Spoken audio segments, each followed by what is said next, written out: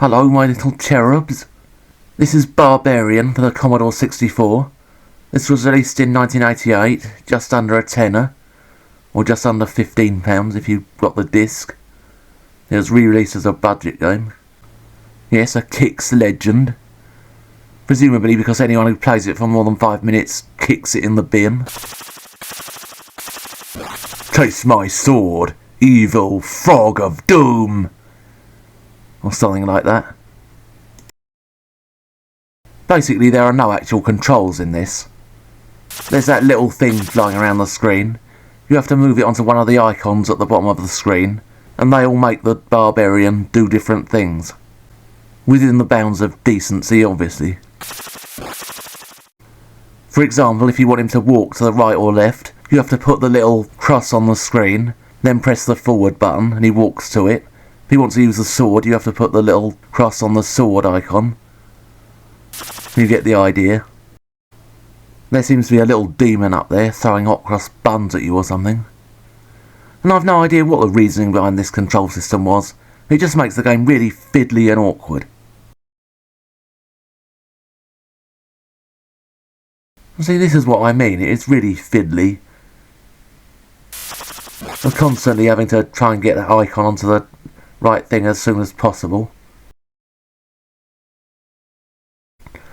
I don't know what the story is behind this. It's probably got to save the kingdom from some evil wizard or tyrant or something like that. I think this character is supposed to be a native. So badly drawn I can't tell. Yeah, a little display of circus acrobat skills that'll scare him off. Alas for Yorick, I knew he was a complete dipstick. He's got his teeth permanently clenched. To be honest, it just looks like he's been eating ice cream.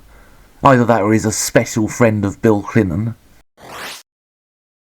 How were you supposed to know that was going to happen? Oh, he's standing on it now and it's not falling down. Oh, now I've got to mess about trying to find the jump icon.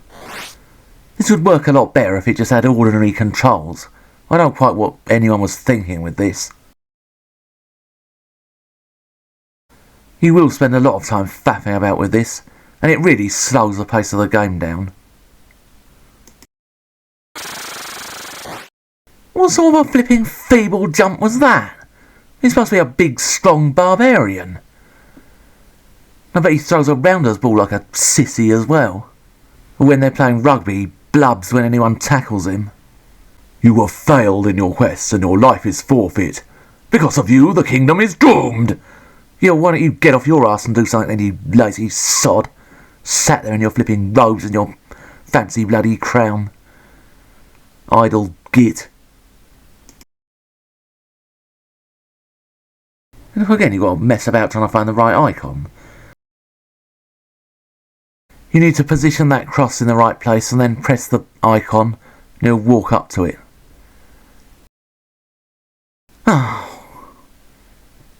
They were obviously closer than they looked. And the problem with this icon-based controls is it just means the player is completely detached from the gameplay. It's like you're using a remote control for a little toy or something to make it go backwards and forwards and do various things. It just doesn't feel like you're any part of the actual game. There seems to be a giant frog there in the way. Although it's something with a bad back. You know, again, you need to put that on the exact point you need him to stop at. Then you've got to mess about with a sword icon.